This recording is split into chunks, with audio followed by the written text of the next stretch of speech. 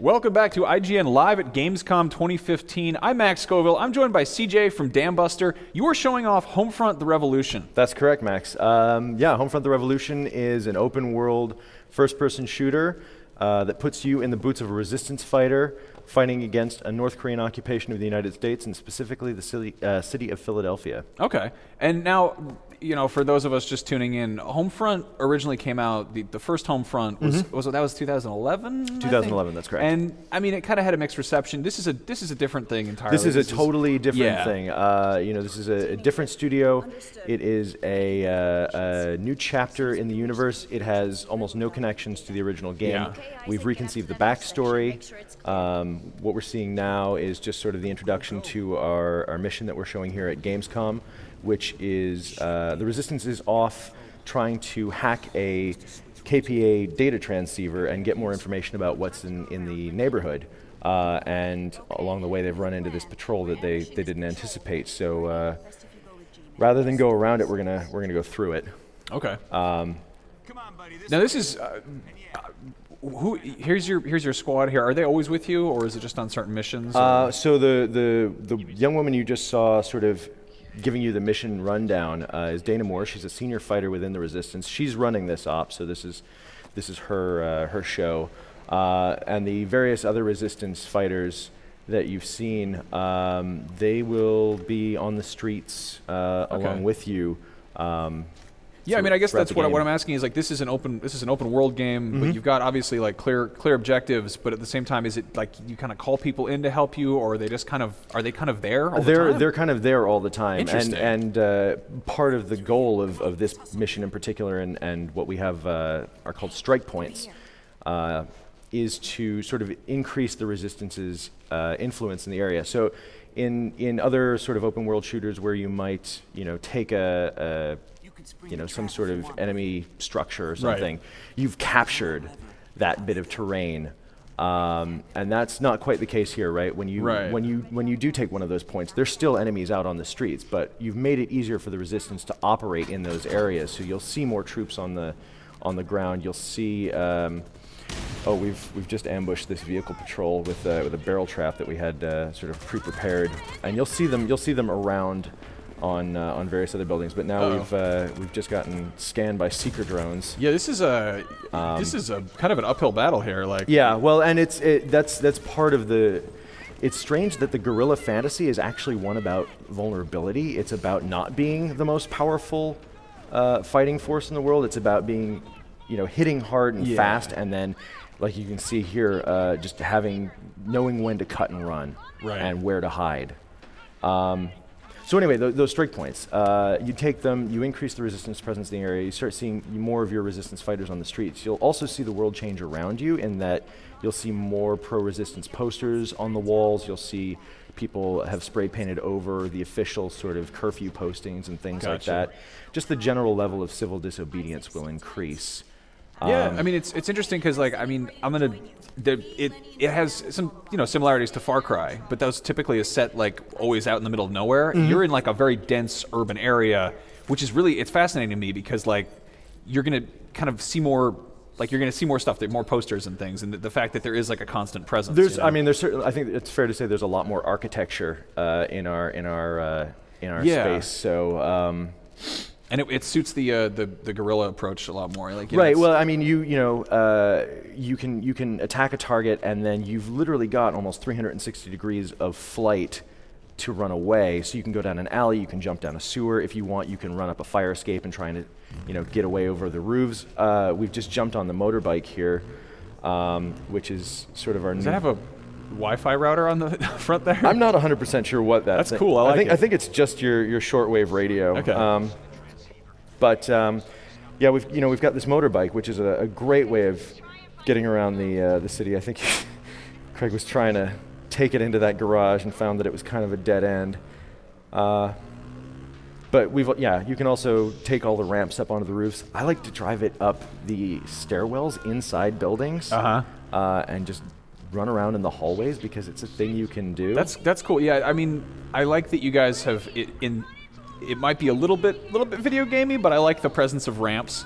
Yeah. Because it's fun, you know. That's the thing is you've got this grounded, realistic, gritty world, but like you still want to have fun playing it, you know. Yeah, and that again, it's about trying to not limit the player's freedom of movement and give them the tools and the toys to sort of find their own fun, accomplish the objectives the way they want.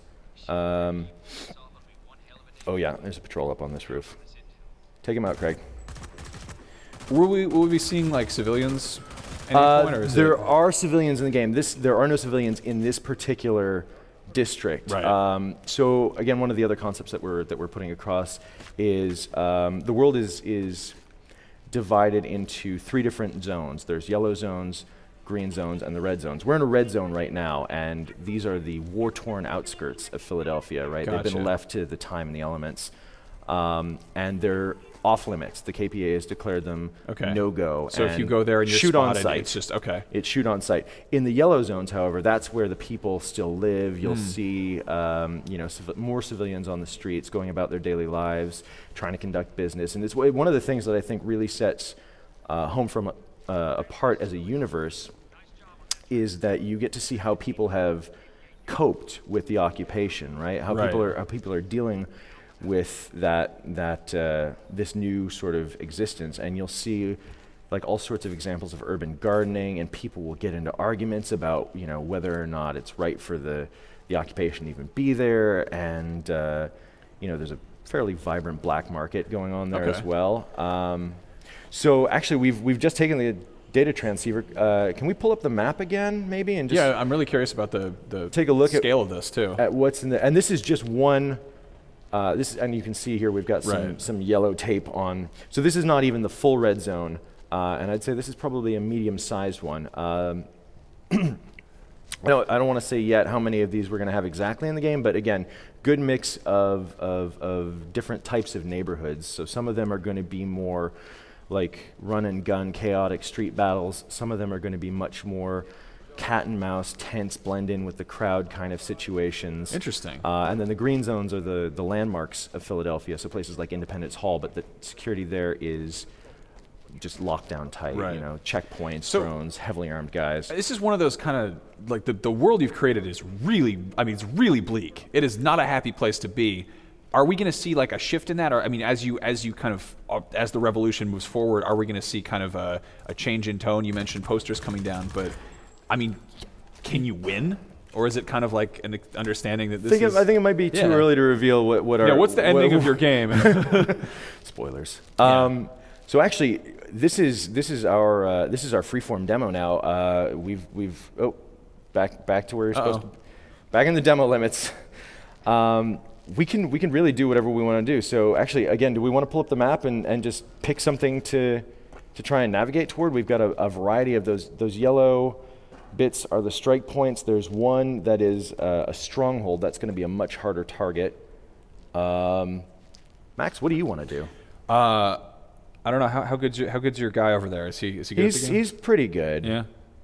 Let's try that. Let's try that hard. Stronghold. Do you want to try?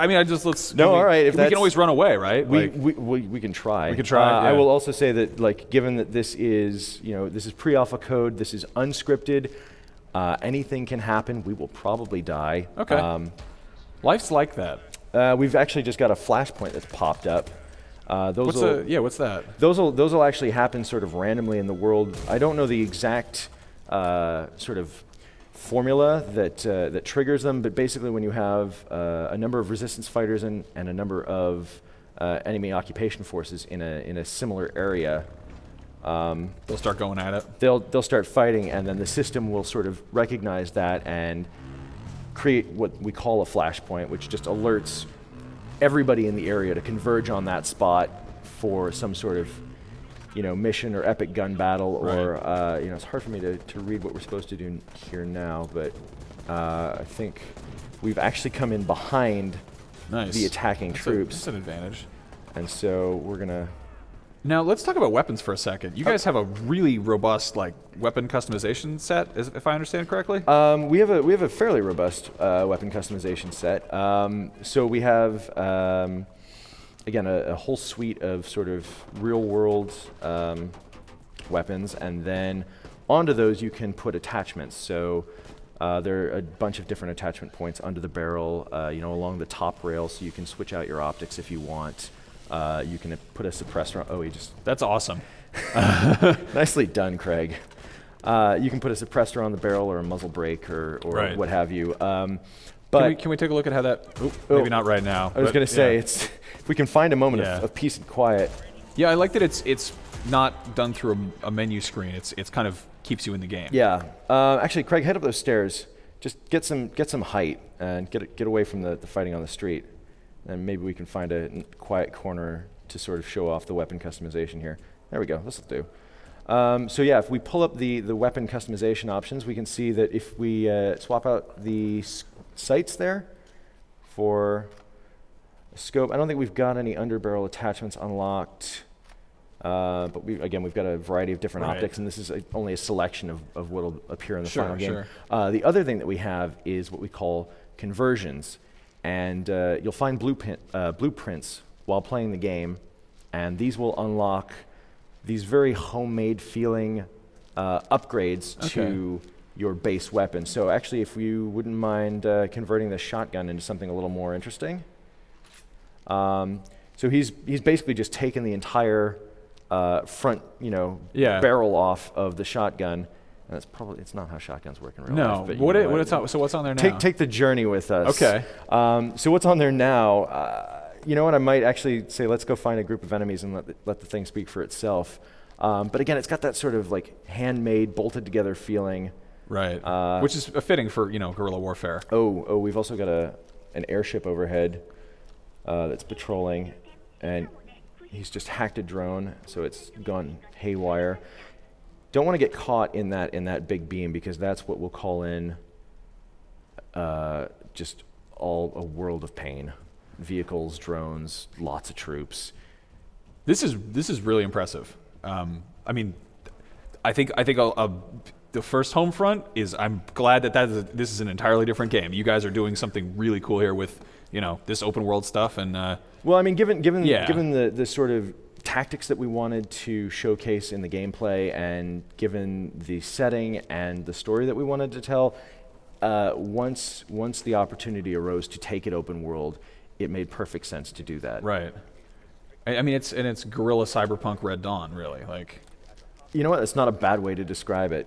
Craig, what are you are hiding again? He knows the sort of response that waits for him if he plays carelessly. We're going to the. That's right. We were on our way to the stronghold. Oh boy. Okay. Okay. Bad times. I don't know how we're going to break this. You're just going to have to run through. I love doing stuff like this because we're totally putting you guys on the spot. No, it's okay. And frankly, that everything is working as intended so far, so that's good.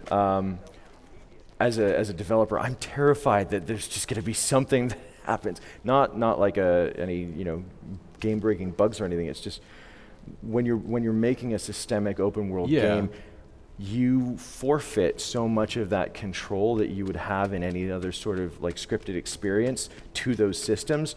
So really, it's sort of a crapshoot what you're going to get on it's emergent gameplay. Yeah, exactly. It's entirely moving parts. Which makes it incredibly fun to play and a little difficult to demonstrate sometimes, because you never get the same response twice. Even if you feed the same inputs into the system. Gotcha. Oh, actually, Craig, head back. I think there was a locked door that you might be able to sort of sneak into there. Once we get in here, these guys are going to be on us. So let me ask you about all the upgrades, basically all the stuff you get. You mentioned a black market, but I'm assuming that there's also, does exploration yield items, or is it you find stuff and then sell it, or? So actually, before you run into any more combat here, the thing that you find most during the exploration is money for our in-game economy. So that's how you buy things like more health kits or new attachments for the weapons. But the other thing that you find are ingredients for your Guerrilla Tool Kit. And if, Craig, would you bring up the weapon? Oh, never mind, spoke too soon. You got spotted. there are a variety of items on the, there you go, all along the bottom there. That's your Guerrilla Tool Kit. So it's a variety of different items that you have to enable you to create chaos or distract enemies, or that's what that shotgun does. What now. the hell did you do? Is that a fire shotgun? It's a flame-throwing shotgun. Okay. Yeah. All right. Yeah, I'm into that. I was legitimately a little bit concerned that this would be like kind of staying too close to reality or trying to, but like I'm glad that you've got some like legit sci-fi kind of just. There are some creative liberties taken with the functionality of some of the weapons. I mean, you can ride a motorcycle up onto the roof and use a flame-throwing shotgun. Like that's, I'm into that. You know, I was afraid you were going to get political on me or something. But. No, all good. So yeah, the items in your Guerrilla Tool Kit, you have the Incendiaries. We saw them throwing Molotovs earlier. You have the explosive devices. Do it. There we go. Kind of rough. Bad day at the office. We have the Incendiaries. We have the explosive devices, which are sort of the pipe bombs. We have the distraction devices, which is basically a fistful of firecrackers. And then we have the hack devices, which looks like a router antenna sort of mashed onto a PVC pipe full of electronic gizmos. I love this, the kind of like sort of Deus Ex Machina of that, where it's like, yeah, glue it together, it'll do a thing. Sure, yeah. Just wire the red one and the green one and the black one into sort of some it doesn't friendship braid of destruction. It doesn't actually have to work in real life. It's a video game. I think a lot of this stuff, I mean, again, the shotgun notwithstanding, but I think a lot of these things perhaps, and this is not... Yeah, don't try it at home. Yeah, do not try and build these at home, and there are no plans for them on the internet. I feel like a lot of them, if you look at the actual mechanics of how they're put together, you could see how they could work. Right. So but a PVC pipe is stuck to a router and a bunch of wires sticking out. Yeah, I don't know if that's going to go and like hack your friend's parrot. That's not a product placement. That's just like the first easily nameable one that comes to mind. You know, your friend's quadcopter. Yeah. We need to turn that valve to shut off this gas extractor, but we need to get a clear enough window to do it. And now that he's kicked things off, I don't know that we're actually going to get that. I have a question. Is the gas flammable? You mean if you like fire into it? Yeah. No, not that kind of gas. Thankfully. Otherwise, this mission would have been over a long time ago. So he's actually just swapped out for the nice shot for the 4X scope, and we've got a variety of different other optics. You might throw a distraction device and just get in there and do it. Not the hack, distraction. Well, throw that too. Just fistful of whatever will get the job done. I think he's got it. By George, I think he's got it. Oh, nicely done. There we go. Cool. Wow. All right. So we took down the hardest one in this district. That's what I wanted to see. Good choice. It was a challenge, and you pulled it off. I'm very impressed with you. So yeah, throughout you'll be running through the world and looting, lockers and desk drawers and things like that, and finding ingredients to replenish these items as you go, so that you're never really out of them, and it's not like, oh, I have to trek back to a store and buy all of my kit again. It's just like, I'm out of this and this. I see that I need these ingredients to sort of make them. I'll just keep running around and pressing X when I see an open fridge or something. Gotcha. And when I need them, I'll put them back. Yeah, I mean, it seems to make sense because you've got you've got a weapon wheel, you've got kind of in-game weapon customization. It seems like you're kind of keeping people present. I mean, you're going to spend a bit of time in the weapon pie, but we want to keep people in the flow of the game, in the world. We don't want them always worrying about where the nearest safe house is. To go and talk to a vendor or somebody. Cool. But we have safe houses and vendors as well. And this is, I'm guessing, coming to PC, Xbox One, and PS4? And Mac and Linux. Oh, wow. Right on. And do you have a release date yet, or is it still early 2016 is the date we're targeting now. And yeah, for all of those platforms that you mentioned. Yeah, I mean, clearly there's a lot to unpack there. You can find plenty of that on IGN. CJ, thanks for taking the time to chat. Max, thanks for having us. I hope your Gamescom is productive. We've got plenty more Gamescom stuff coming up, so don't go anywhere. We will be right back.